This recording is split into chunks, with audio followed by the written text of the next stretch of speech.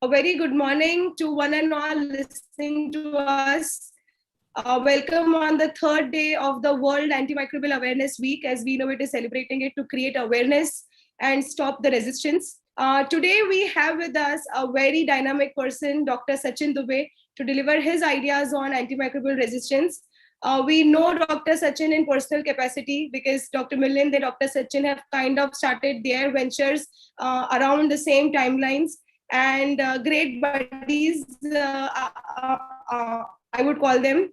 So, Dr. Sachin and Dr. Milind, in fact, are the torchbearers, I will say, in the field of antimicrobial resistance. They are creating some breakthrough technologies, which is addressing the much needed issues of AMR. So, let me give a very formal introduction to you, Dr. Sachin. So, Dr. Sachin Dubey is the co-founder and CEO of Module Innovations India, a medtech startup working in the space of rapid diagnosis of urinary tract infections and antimicrobial resistance. Sachin is the creator of Sense product line for Module Innovations with USense, C-Sense, and AST Sense products. Sachin received the top 5 Social Impact Innovators of India in 2017 award from India Innovation Growth Program. Prior to Module, Sachin had a short stint with CSR NCL Pune in technology commercialization. Earlier, he had co-founded 2 startups during his college days. Well, Sachin holds a formal degree of BTech and MTech in nanotechnology from CCT University of Rajasthan and an executive education from IIM Ahmedabad. So this was a very formal introduction to a dear friend, Dr. Sachin. Dr. Sachin, without wasting any more time, over to you. Yeah, thank you. Thank you, Dr. Anupama, for such a wonderful introduction. And I'm really excited that We Innovate is taking this, the issue of AMR and spreading the awareness. And it really needs the wider spread to laymen and to all the kind of people that we have. Of course, with COVID, which has happened, we have now realized that the problem of AMR has become even graver. So good morning to everyone. I'll sort of share a presentation that would highlight my talk today. I'll just go ahead and share the screen.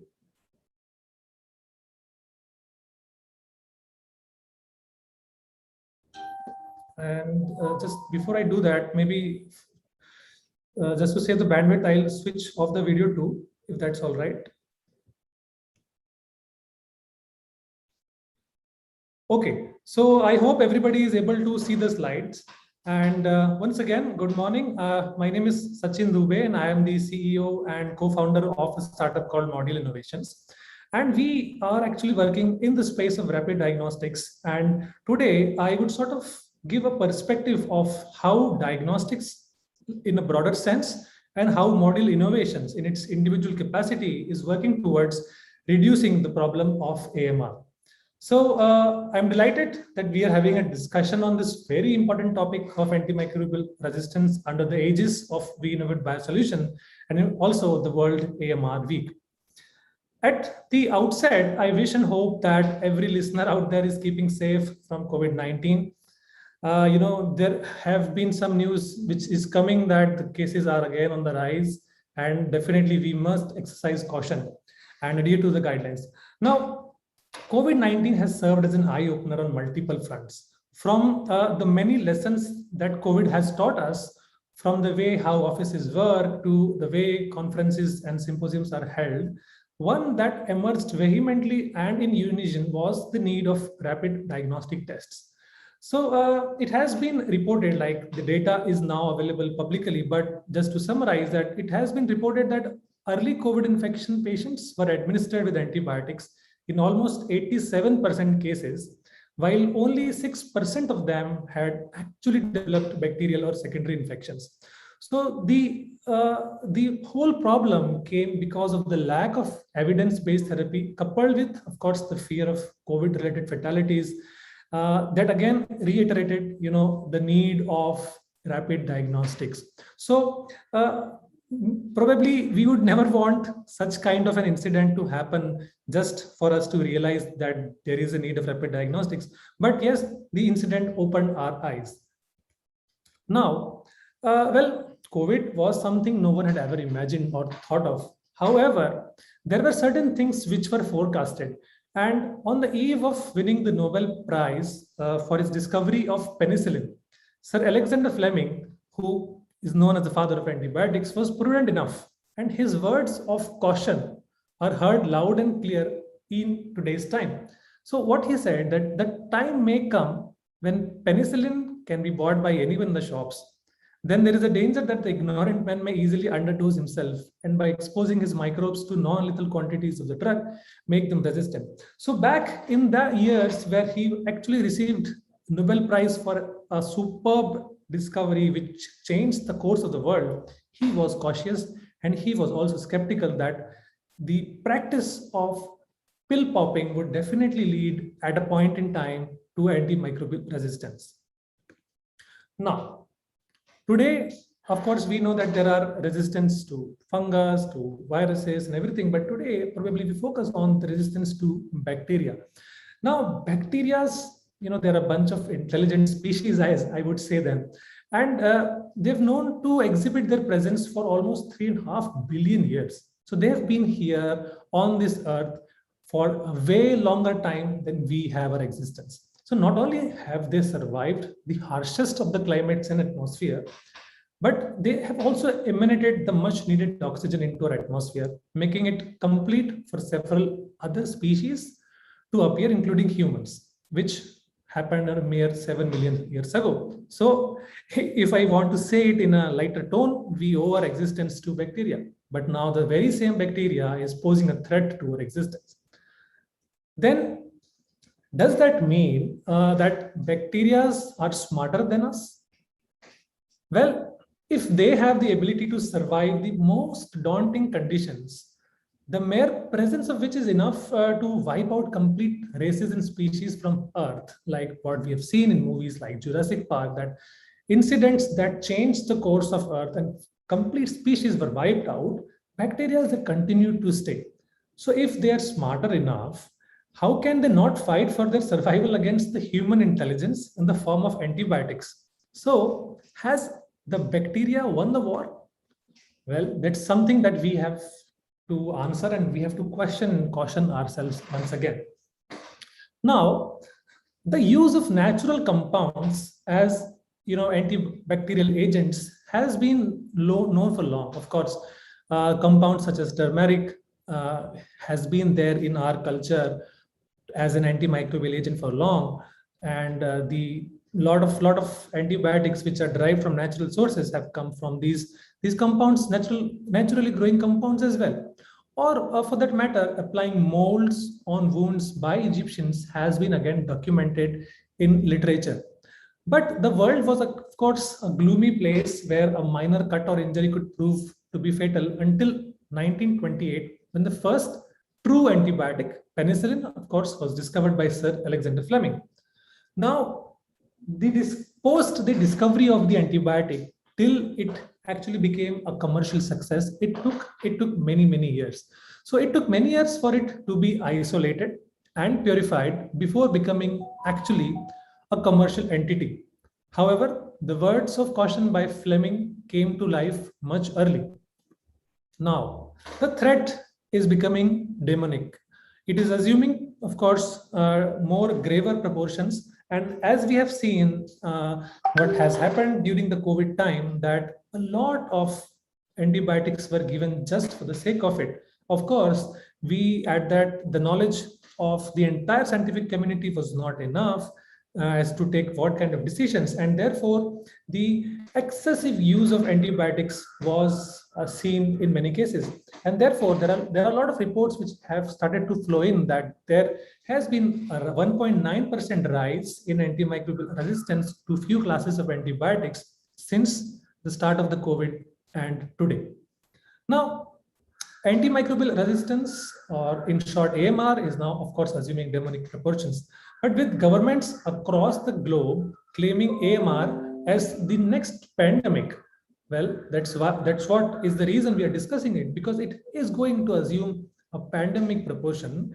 It is estimated that if not controlled now, AMR will cause 10 million deaths a year, which is by far much larger than what COVID has done. And of course, it will be greater than cancer and the road accidents combined.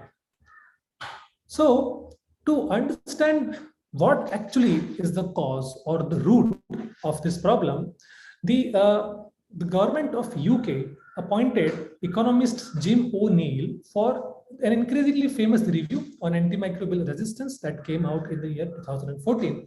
And of course, anybody out there who is interested in the problem of AMR, I would recommend definitely to read this review.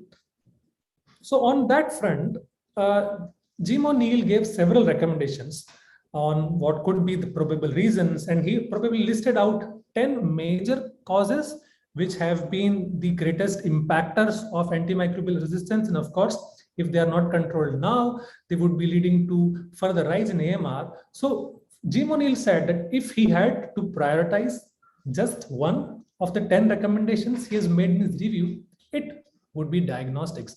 And therefore, time and again, it has been coming out that we definitely need faster diagnosis so as to give a prudent decision if we have to take the antibiotic, if there is no need to take antibiotic, and if it is, what kind of antibiotics needs to be taken.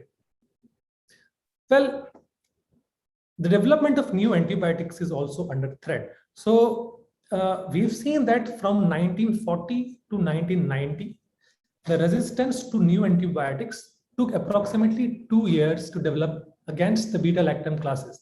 And one of the most powerful classes of antibiotics, the resistance has started to come in. Now, if we talk about the total time which is taken by a developer to formulate a new antibiotic and launch it commercially, it is a long time. So approximately 9 to 16 years is what it takes to develop an antibiotic against other classes. Now, since 1990s, the resistance developed against oxazolidinone linezolid shortly after its launch. And if this trend continues, then of course, the new antibiotics which are under development would meet similar fate.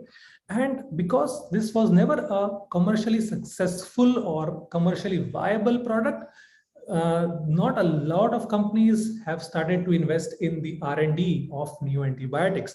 So if at all there are new antibiotics in development, and if the trend with which we are going right now continues, it will not take these bacteria to a lot of time to develop resistance against those antibiotics as well. So now let's just shift our focus from the general problem of AMR and how diagnostics would help to what module innovations is actually doing. So module innovations is focusing bit by bit to tackle the problem of AMR, and right now our focus is on urinary tract infections. Of course, how UTIs they lead to AMR and how probably we should be able to bring in some kind of solution so that we can tackle that. Now, the problem of UTIs are grave, and there is no denying the fact that 150 million people around the globe suffer with UTIs globally. Now, again, a startling fact, of course, is that 60% of the women suffer with UTI once in their lifetime, and 1 in 3 women under the age of 24 would contract a UTI. So no guesses here, because of course of the anatomical structure of the females, the chances of encountering a UTI are much higher. With all these cases, what usually happens that there is of course an economic loss associated, but there is the rise of the antimicrobial resistance. Now, what we have come to know that of all the prescriptions that are given for UTIs, in 70% cases where the prescriptions were necessary, they were all empirical. And to our surprise came the fact in 30% of the prescriptions, the prescription of an antibiotic was unnecessary or not needed at all. However, we cannot blame our clinicians, because the patient when presents with a symptom and the clinicians are left with no option but to give or start a broad spectrum antibiotic, mainly because they do not have access to a fast or a rapid diagnostic which can triage that if the infection is actually a UTI or if it is something else. So the problem that module started to work on also comes from a personal incident where a family member had to spend days in agony because of a lack of a rapid and accurate diagnostic test to detect UTI causing organism. And at this juncture, we started to work on a rapid test, of course, to identify the pathogen so that the triage decisions can be taken immediately at the moment of the patient presenting to the clinician. So on that front, we've built product which we call as USense. So USense is a very simple test and gives results in less than 15 minutes. It is able to identify if there is an infection of urinary tract, and if yes, then what organism it is, if it is a gram-positive organism or a gram-negative organism, and if yes, then if it is E. coli, Klebsiella, Pseudomonas, or Enterococci, which account for more than 97% cases of UTIs in India. The intent behind making this product on-site and easy to use was, of course, that if the solutions are complicated and cannot be deployed at the lowest setting, then of course the whole idea of making a solution reach to the lowest level gets defeated. And therefore, the device is such that it can be used by a layman and it can be used right at the patient's bedside or in the clinic of the doctor. So while we were happy with USense, it was of course continuously being realized that we need an antibiotic susceptibility test to fully complement the clinical pathway. And our experience with the conventional culture and sensitivity test taking 3 or more days was again a very strong reason to work towards a rapid AST test. So following USense, we started to work on another project which would tackle the issue of identifying these susceptibility and giving the MIC, which is the minimum inhibitory concentration. So we developed a product called as AST Sense. So right now this is in the final testings, but with AST Sense, we are able to actually provide the phenotypic based antimicrobial resistance profile in just 2 hours. So it again comes with the thought that it needs to be point of care, of course, so that it can be placed at most of the healthcare settings that run around in India. So from my interactions with several stakeholders, the solution that we built must actually complement the clinical pathway, rather not make an audacious attempt to change it. And let's see how our products are going to complement the existing clinical pathway. So let's see this scenario. In a normal setting, in a usual use case, a patient, let's name the patient as Savitri, so she feels pain while urination and thinking that it could be UTI or not knowing anything, plans to visit a doctor. Now she waits 15 to 20 minutes before actually seeing the doctor. The usual interaction time with the doctor ranges to 5 minutes. The doctor bases the kind of symptoms the patient has explained, understands that it could, and again, I would emphasize that it could be a UTI, and then basis that writes an empirical prescription. Well, if the setting is slightly better, the doctor would also in parallel ask the patient to go and get a culture and sensitivity test done. Now, the patient goes and buys the antibiotics. However, in few cases, the antibiotics work, in few cases they do not work, and therefore the patient returns back with the culture report and the antibiotics. They have to be revised. With products, that module is making how this scenario gets complemented. So during the wait time of those 15 to 20 minutes, the could of the doctor could be removed completely by the fact that yes, the patient either has a UTI or the patient does not have a UTI. So if the patient does not have a UTI, there is no need to give any kind of an antibiotic and change the direction or the course of the understanding. While if the patient has the UTI, basis the organism, the doctor could narrow down on the spectrum of antibiotics which are being given.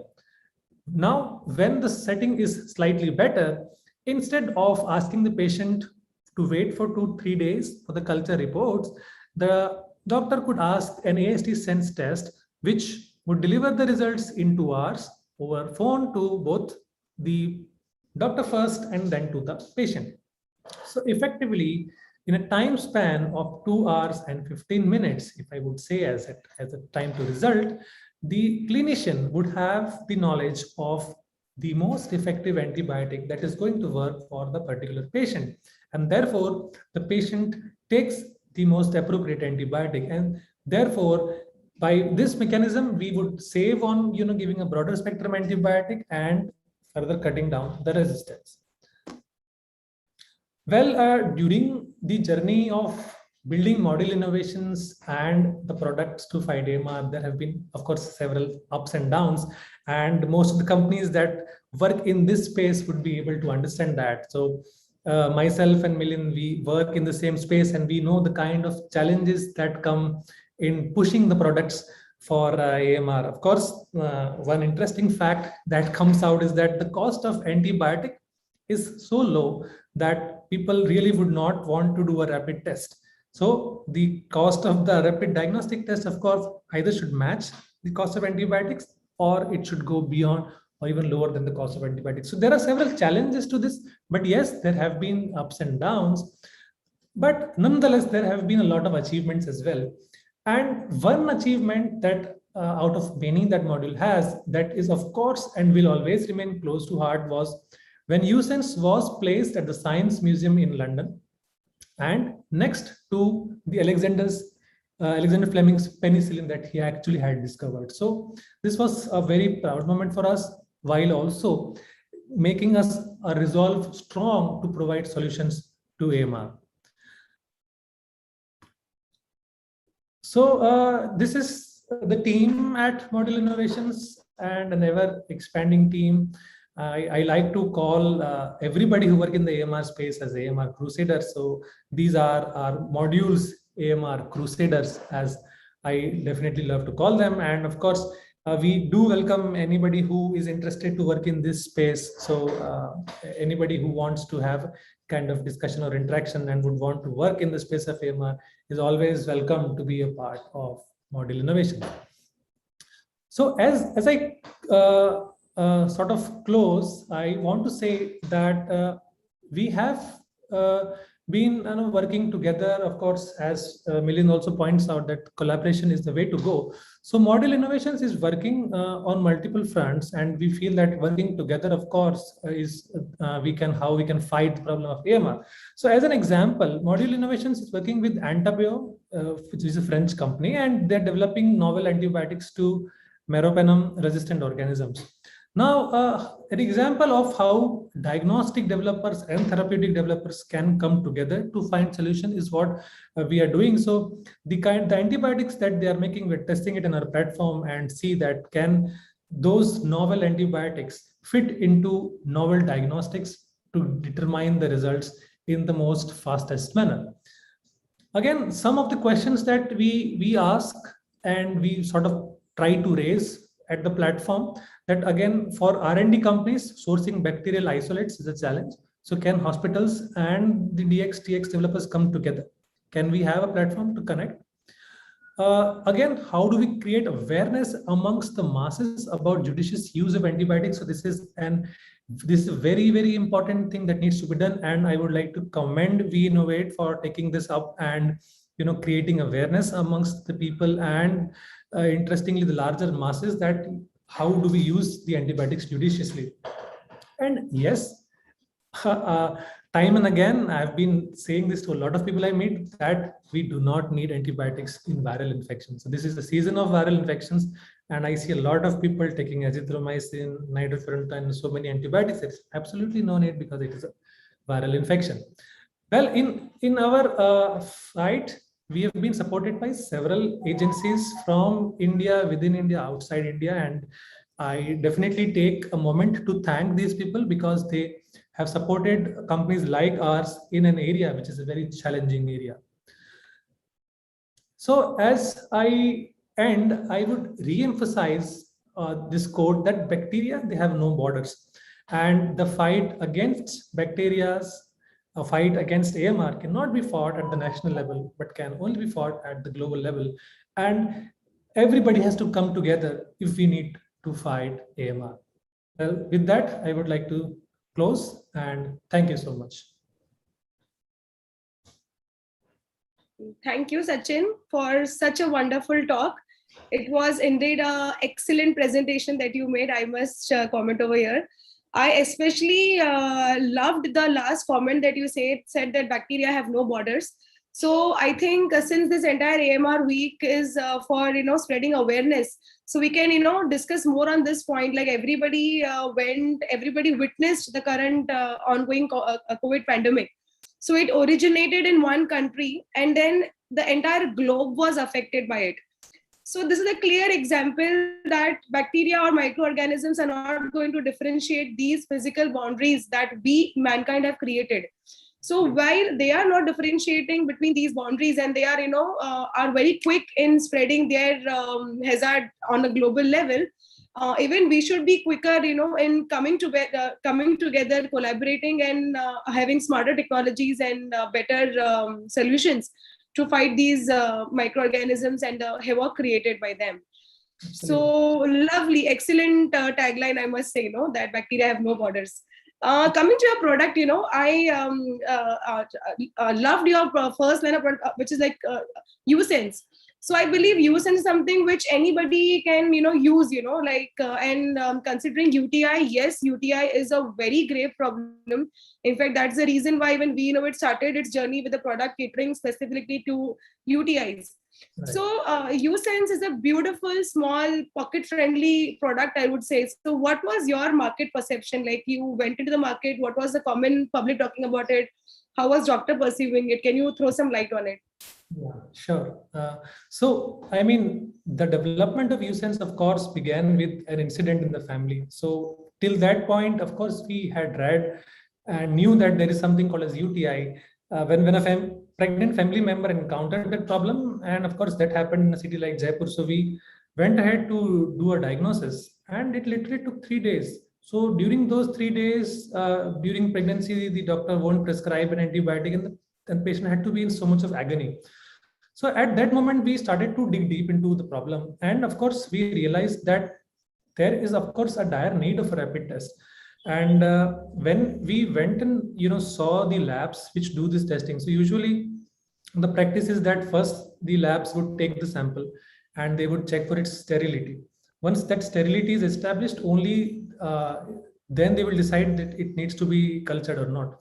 So at that point, the perception was great that if there is a rapid 15-minute test which could establish that you need to do a culture or not, and at level, so that again was a source of revenue saving for those companies or those laboratories.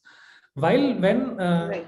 We initially thought that we would be placing this at PHCs or at a lower level settings. So when that interaction happened, of course, there it is all symptomatic. So there is only a microscope which remains. So from that perspective, again, it was very well received. And you are right in pointing out, because it's a pocket-friendly device, we get a lot of inquiries from working women and right. traveling people that yes, we need to constantly check that do we have a UTI. So that curiosity or that question mark, can be Absolutely. removed. Absolutely. So is it available as an OTC product yet, or you are? It's not a OTC yet, because we initially want to establish it with the medical fraternity. So it's not an OTC yet, but it is going to be an OTC very soon. Okay. So Sachin, you are working in the area of diagnostics, so I was actually reading a lot about the entire global action plan on AMR and then the NAP on AMR. So they means major focuses is, on spreading awareness and antibiotic stewardship programs and, educating masses and innovations and preventing infections, that is the major focus of NAP and I would say global action plan. So right. Diagnosis is something which is like, people like you and me, we understand that diagnosis plays a very important role in tackling the issue of AMR. So there has to be some easier way, or there has to be some more effective way in which we can communicate the fact that early diagnosis will stop into, prescription of empirical antibiotics, which will ultimately result in, the curve onto development of multi-drug resistant bacteria. So right. At this platform, I think we can take the liberty to discuss as to can we include diagnosis also as a very clear point in NAP, or do you think? What's your take? Because you have presented this technology on a global level, in various platforms in India and also in global level. So what is your take on it? Like, do you think such kind of specific pointers, on including diagnosis also will help improve, development of diagnostic sectors in India more rapidly? Right. So again, Anupam, I think till the time COVID happened, we had a very hard time explaining people that yes, there is importance of diagnosis. But now with COVID, of course, on a different note, but things for diagnostic developers has become easier because people realize the importance. However, now, particularly if I talk about diagnosis in AMR, there are plans, like we recently saw an essential medical device list coming out from WHO. India is also coming up with an essential diagnostic list. So maybe in near future, we might see that policy change happening, that until and unless there is a diagnosis, you should not be prescribing an antibiotic. So we have seen this we know that this is going to be implemented in the UK very soon. But I think countries like India should also follow suit, because it's not something to be proud of, but we are the largest contributor to AMR. But given the fact that the kind of vibrancy that we have in our ecosystem, we have the potential to change this. So yes, I think we should include diagnostics. Yeah, very, very, very rightly said. That if diagnosis is like, if there is some, like how we have antibiotic stewardship program, which is now actually going very good, under so we need to have such kind of programs which will also be having stricter guidelines of prescribing antibiotics. And very correctly you pointed out that the antibiotics available are very cheap, so people are rather opting out to buy those antibiotics and just eating them, rather than going for a test which may be of the same cost, maybe slightly higher than that. So this means there needs to be efforts that are taken to create awareness amongst common people who are actually going towards pharmacy shops and asking for antibiotics.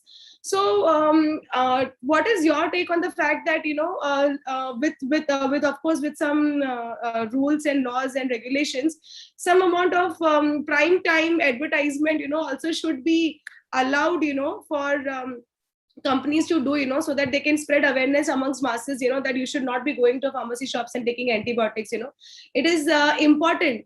So what is your take on it?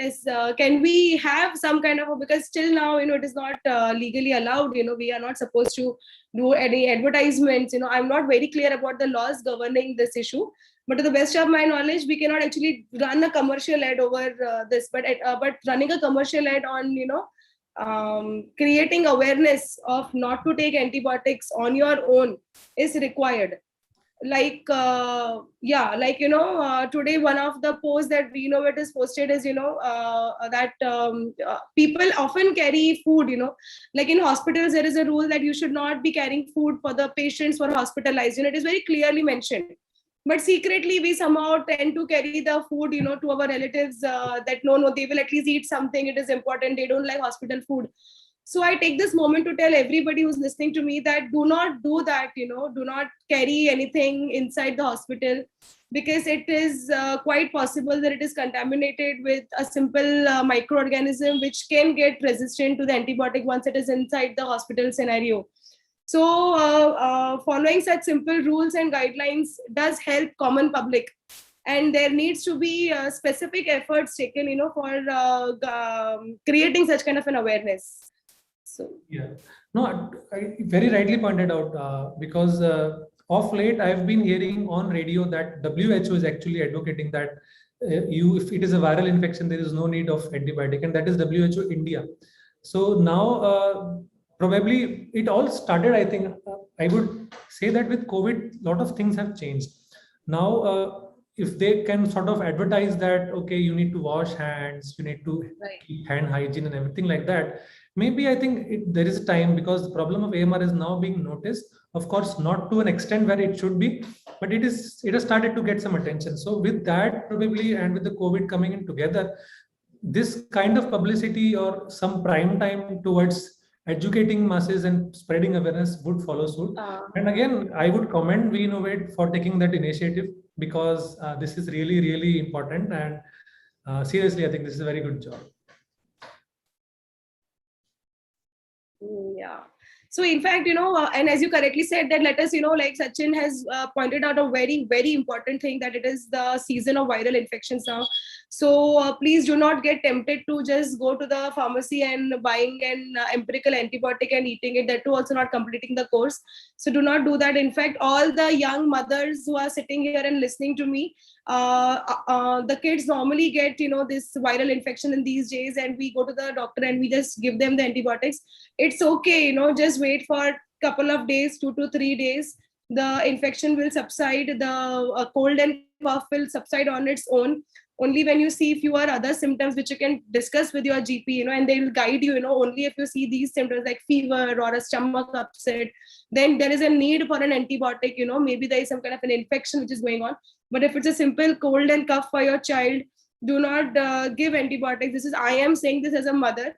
So I'm taking this liberty on the platform. So very well said, Sachin, for this point that, because we are right now in the month of November, and we often have this problem till Jan or Feb. So we should, control ourselves, and we should get ourselves educated in this very simple aspect that, no, we can just wait for 2 to 3 days. The cough and cold will subside.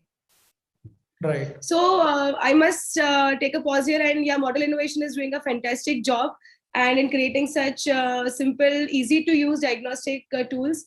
I also believe that we are like staunch believers that early diagnosis of any infection. First of all, don't let the infection happen. Try to prevent the infections. But in case it happens, early diagnosis of these infections and giving the pinpoint correct antibiotic which will treat the infection is the right thing to tackle the problem of AMR. So thank you so much, Sachin, once again for getting the time out of your busy schedule and joining us for this AMR week. We wish you all the luck for future endeavors, and so thank you once and all for everybody to listen to us. Till then, see you all on Monday for the next session. Until then, everybody, please stay safe, stay home. Thank you so much. Bye, Sachin.